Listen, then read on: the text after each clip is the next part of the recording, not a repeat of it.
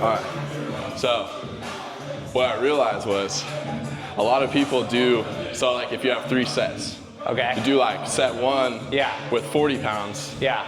And then you do 10. And then you do set 2 with 50 pounds and you do 10. Okay. And you do set 3 with 60 pounds and you do 10. Yeah. So I'm looking at it like, we need to be doing what you did on your 3rd set for every set.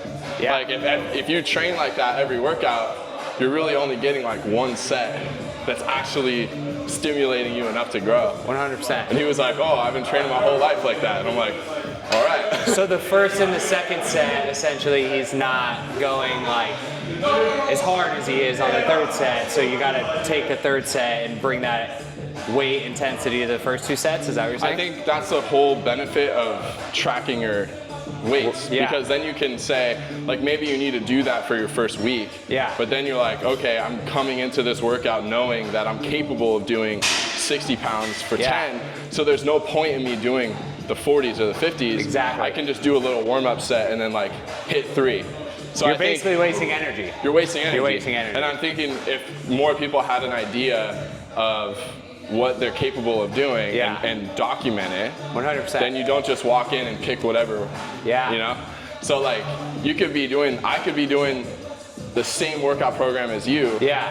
And you're doing it that way and I'm doing it the other way and we could have completely different results. Yeah. So I was like, oh, I never even, because you just get into we've done it our whole life, so you kind of forget.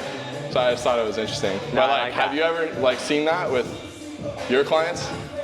I mean, I would say that people underestimate what they can really do.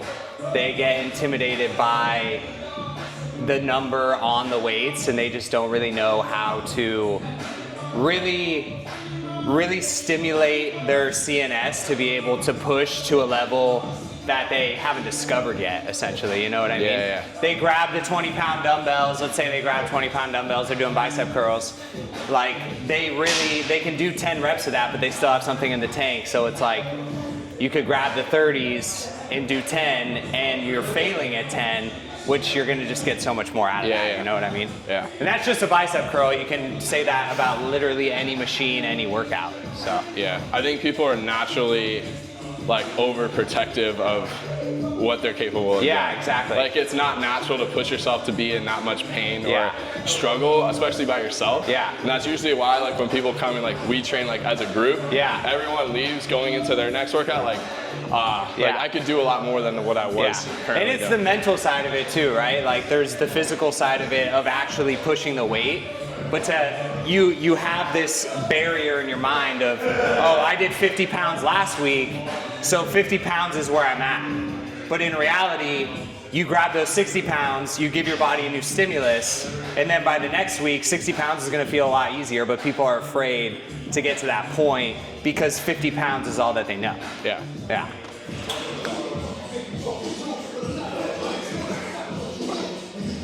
All right. We're on 3 to 4 RIR. Heck yeah. Now, how do you know what 3 to 4 RIR is if you never actually push yourself till failure? I feel like that's the thing, right? People need to actually,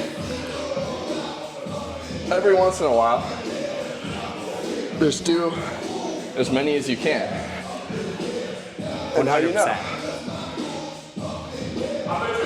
You should know your baseline. You should know what you're capable of. And if you haven't pushed yourself to that point of having a baseline, then you'll never know.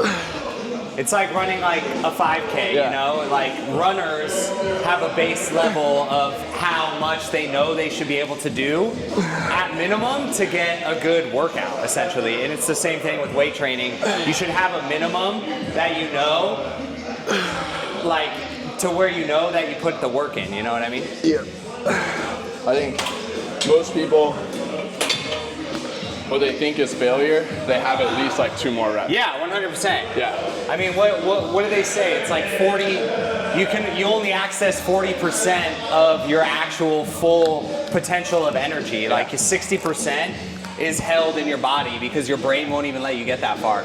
But if you're in a place of life or death, you would be able to access that 60%. Yeah. You know? That's why you just gotta pretend like your family's dying and you have to get this rep? Yes. Dude. Like wolves are chasing you or That's something. what I do. You know? I'm like, if I don't get this, my family's gone. Yeah, that's all you gotta do. Speaking of that, that is ridiculous amounts of weight. I'm gonna go lower than that.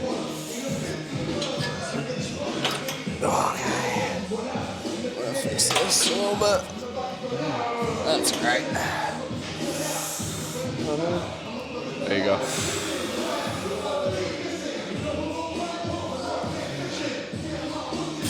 Nice. And it's like, while I'm doing this, like, you know, that's 4, 5, like that feels pretty easy. This is at 90 pounds. Yeah. Like, for me, in my mind, it's like, okay, I should probably fail around like 20 here. And that's what my mind believes is possible. Yeah. So let's say I go to 25. If I go to 25, then essentially I'm reaching a new stimulus, and that's how you grow. By pushing past what you think your mind is capable of. I think you can either do that, or if I realize that I could do more and my target's more like 12, Yeah. then I'll just start hitting like super slow. And I'll challenge myself of like how long of a rep I can make and still control it. Yeah. There's just so many ways that you can overload. 100%. Time, weight, reps, Yeah. even less rest. Like 100%. there's so many ways, but if it's just I think a lot of people approach it as like another check off the to-do list. Yeah. So it's like, oh, how's your training going? They're like, yeah, I'm training 3 days a week or 4 days a week, but it's like, well, how are your sessions? Yeah, exactly. Like, you just going in and doing a couple of things, like, you know deep down that that's not enough. Yeah, But exactly. you're just like giving yourself that dopamine hit of like checking it off the list. It's comfort, you It's know. comfort. It's a level of comfortability. It might be uncomfortable for you to get to the gym, but then you get comfortable there, and then what's the next step? You know, it's so easy to get comfortable in the sense of you do something that's hard, and then you get used to it, and you're like, okay, well, I've been doing this thing that's hard, and you think that it still qualifies as hard, but in reality, you have to get to a new level, Yeah. or you're just gonna remain where you're at. Yeah, and I think a lot of guys and girls, but people that have been training for, 5-10 years, Yeah. it's a big shot to the ego to admit that you're not training optimally to like hire a coach or ask for help. Yeah. So they're like, yeah, I know what I'm doing. Exactly. I'm like, well, how long have you had the same goals? Yeah, exactly. You know? And for me, it's like, dude, I've been doing this 15 years. Yeah. I just want to show, like, I have a coach now and I'll probably always have a coach. Yeah. Like, It's so valuable. It's just a no-brainer. Because I know for sure that he's going to get more greatness out of me than I would get out of myself. 100%.